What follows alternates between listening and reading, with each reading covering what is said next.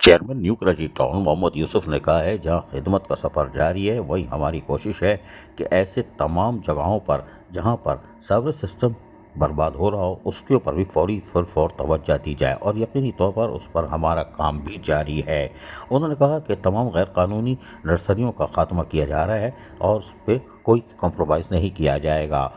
انہوں نے نرسری کے خاتمے کے کاموں کا معائنہ کیا۔ اس موقع پر chairman union committee number 5 doctor Khalid, U C 5 کے وائس چیئرمین عمران فقیر، یو سی کونسلر اور اراکین یونین کمیٹی 9 کے وائس چیئرمین اور دیگر بھی موجود تھے، جبکہ اس موقع پر وائس چیئرمین حنزلہ اور انور قریشی اور دیگر اراکین کے واٹر اینڈ سیوریج کارپوریشن کے ذمہ داران نے بھی کاموں کا معائنہ کیا۔ چیئرمین نیو کراچی ٹاؤن محمد یوسف نے کہا کہ غیر قانونی نرسری کے نیچے مین سیوریج لائن ٹوٹ پھوٹ کا شکار ہے، جس کی وجہ سے سیکٹر 5L میں سیوریج کے مسائل ہیں۔